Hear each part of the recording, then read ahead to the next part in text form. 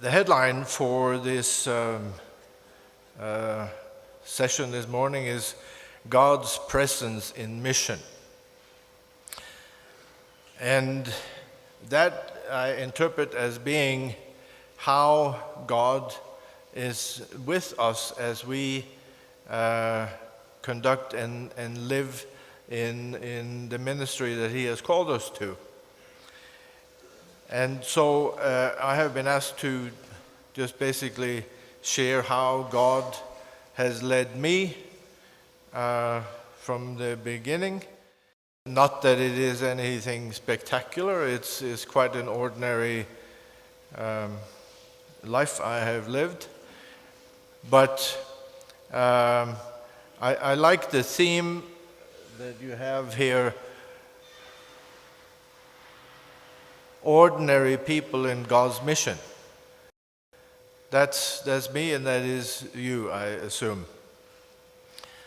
So how does God lead ordinary people? The text that was read was from Matthew 10. God sends out the 12. It's a longer piece, and He instructs them, and He tells them what will happen to them. And then the Great Commission, Matthew 28, ends with, "See, I'm with you until the ends of the earth." He has that promise, and He is with every one of us as we allow Him to lead us. Jesus sends us out into the whole world, and we have sometimes a tendency to think of that as geographically only.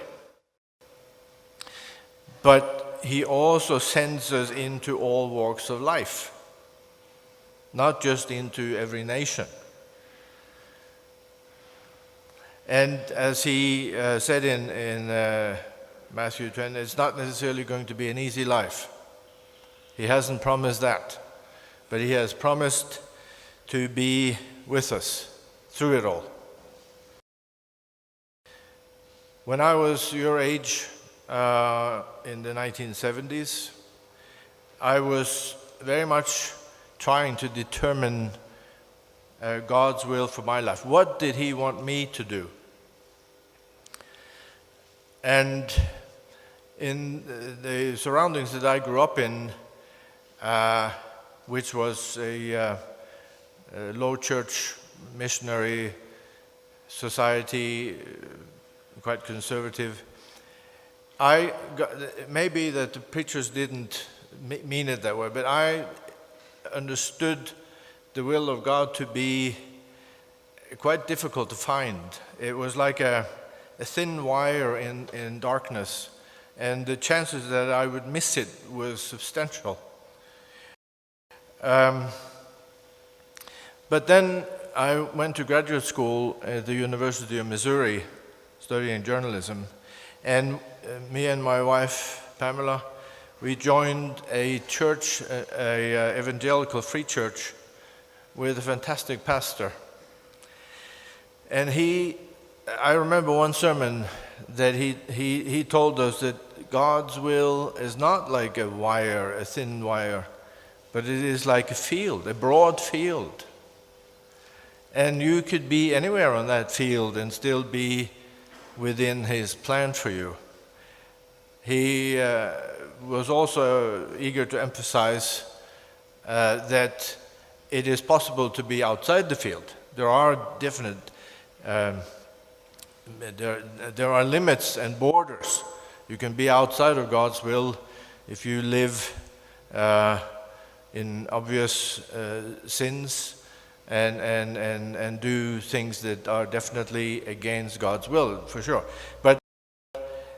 But even so, you can be inside God's will here and there, and that was a very liberating thought for me. And then also in my background, we were many times told to take our cross up and follow the Lord. Now, that means that we need to be dedicated to the Lord. But I took it to mean that life was going to be rather difficult, and probably the will for my life was one of the worst things that I can think of, a real cross to bear. But again, God has given us talents, and I think they were for us to use. The parables in Matthew 25. You know the parable of the talents. So why? And that is about how to use the talents that you have. And I thought to myself, don't you think that God will be more effective, or my ministry will be more effective if I got to use some of the gifts that I have, rather than doing something that I'm not particularly good at, just to sort of suffer through it? So, I started to look, what am I good at? Well, in school I was very good at writing. And I enjoyed politics. I wrote essays on political issues in high school. Like what Europe was going to be like after Konrad Adenauer, that sort of thing. And could a journalist be a servant of the Lord? That was kind of a foreign thought, but now looking back, I think so, in a humble and very small way. Yes. So I went into journalism. I joined the Norwegian Broadcasting Corporation, the national network, as a reporter. And I did not use my job to evangelize. Maybe some think that if you're a Christian journalist, you need to spread the gospel through your high-profile job. But journalism is about seeking the truth, seeking justice, stand up for human rights, democracy, free speech. Are these Christian values? They are. They are very much. Now, some journalists are not necessarily standing up for these values, and there's a lot of untruth also in the media, as you well know. But a Christian journalist will stand up for these values.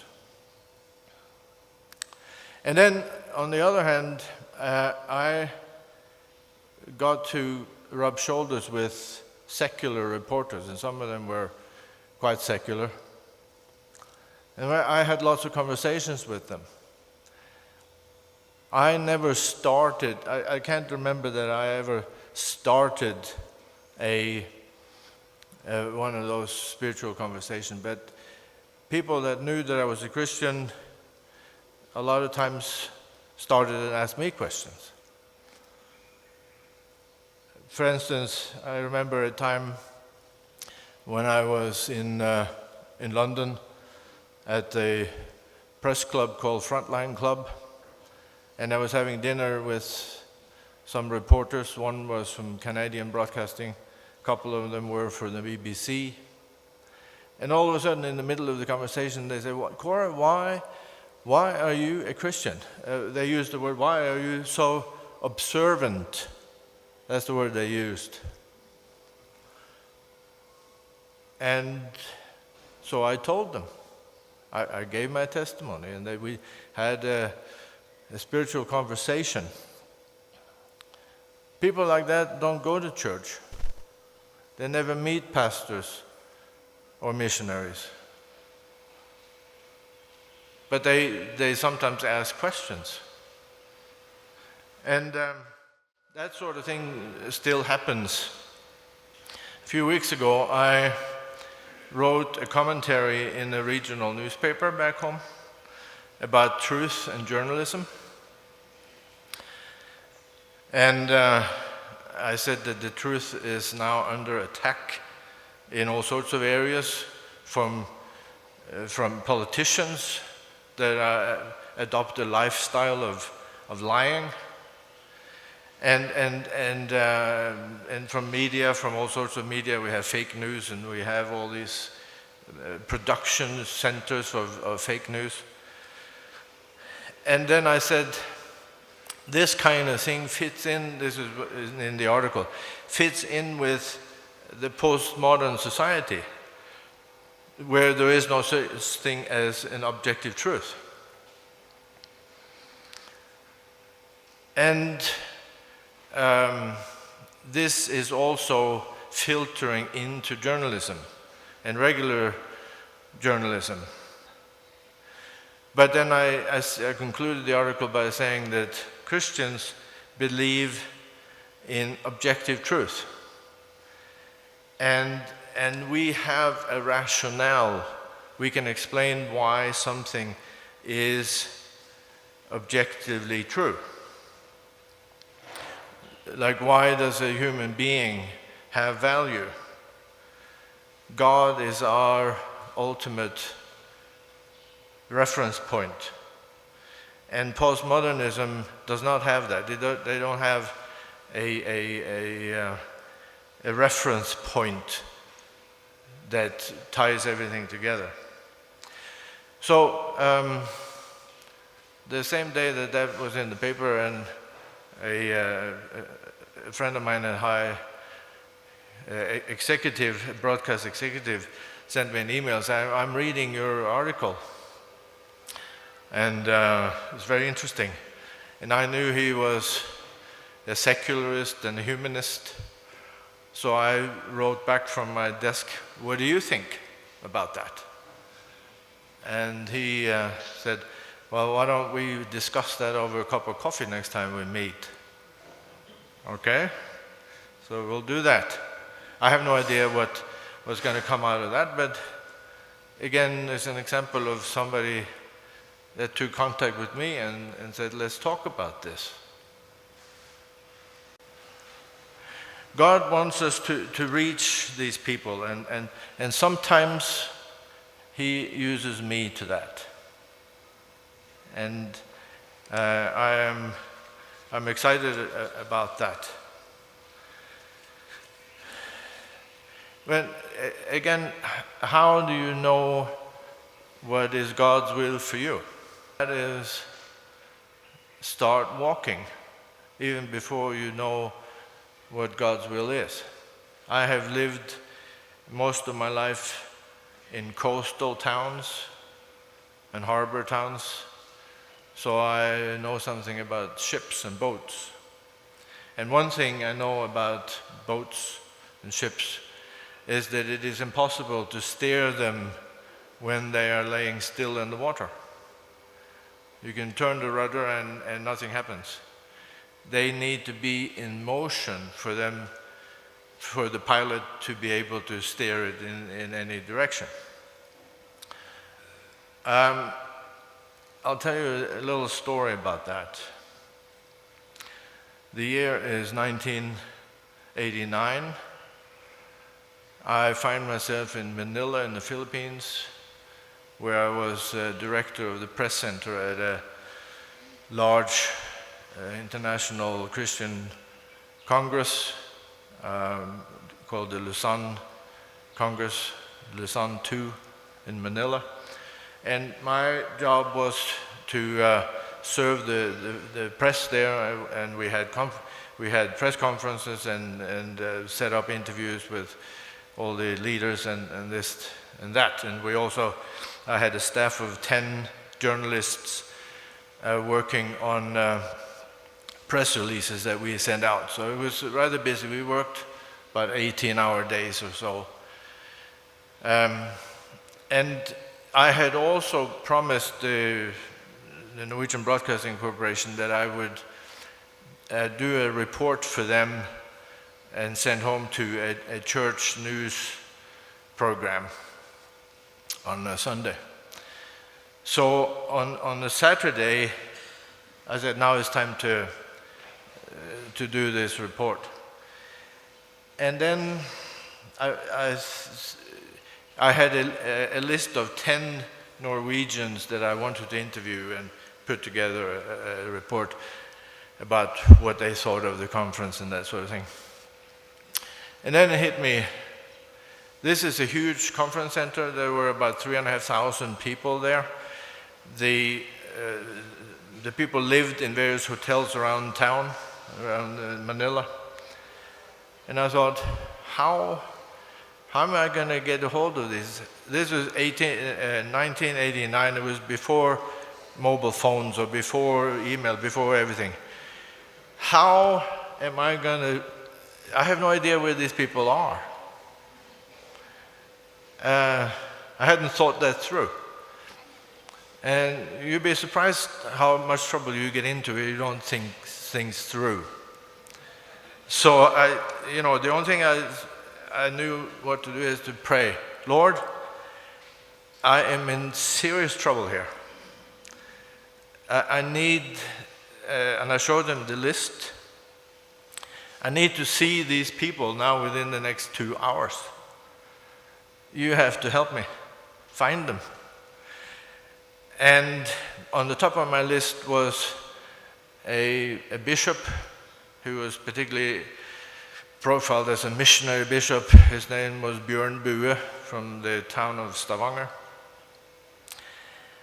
He was my number one target. And I said to the Lord, okay, let us agree on this. I'll start walking, and you lead him to me.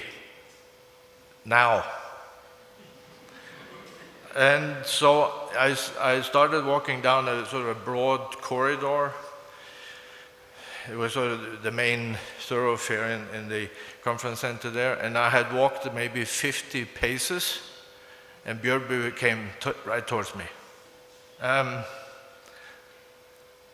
And I may not have found him if I hadn't started walking in the first place. I knew nothing when I started walking, but he came. And then I showed him the rest of the list after the interview, and then he knew some of them. They were there and there. So in about the next 2 hours, I had talked to all of them. And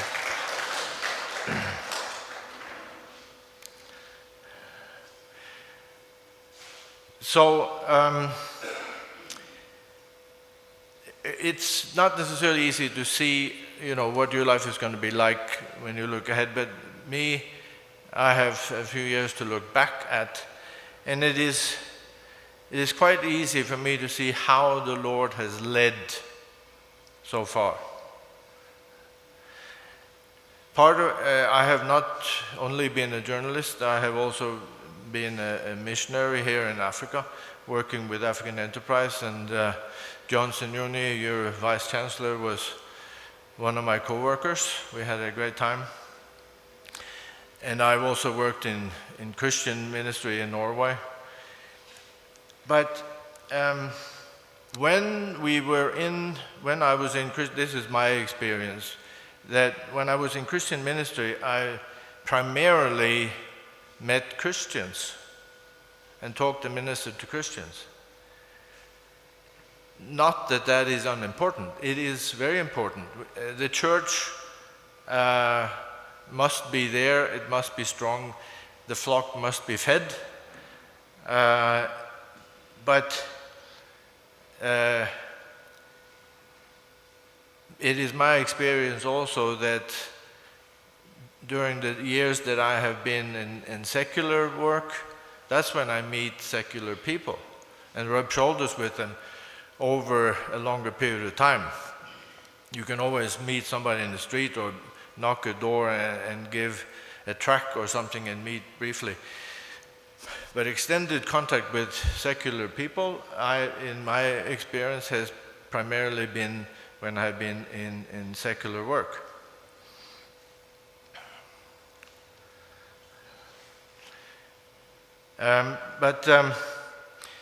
We need both, and thinking about what we do here. God has led me and some of my colleagues from Norway to come here and share our expertise and knowledge with you in the area of journalism. And that is, for us, extremely meaningful. We are deeply thankful to the Lord for the opportunity to come here, because we see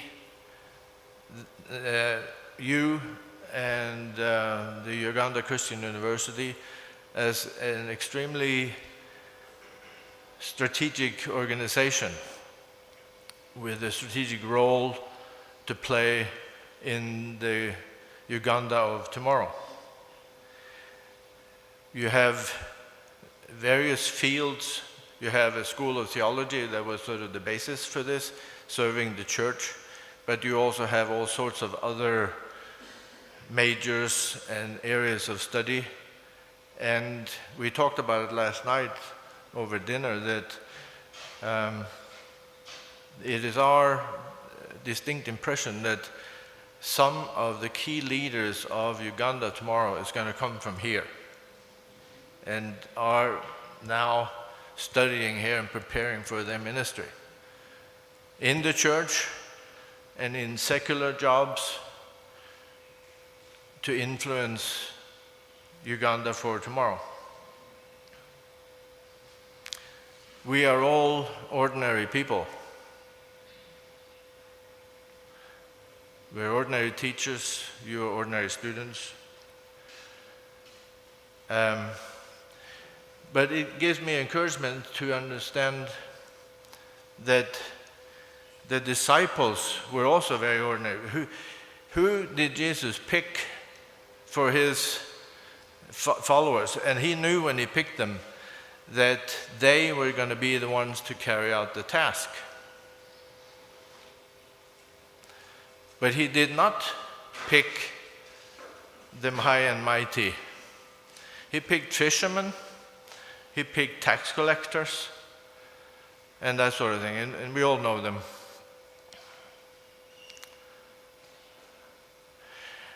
But there is one exception to that is fun to point out. When the theology of Christianity was going to be written and going to be thinking through how Christ related to the Old Testament and all these things, who did he pick for that? He picked one of the sharpest theologians of the time, the Apostle Paul, as he later was known. He was not ordinary. He was sharp, educated at Gamaliel's feet, as it says. He wrote the letters that is the basis for Christian theology. So God needs all sorts of people, ordinary people like you and me, and some of the top people for specific tasks. God is in control, and he picks whoever he wants.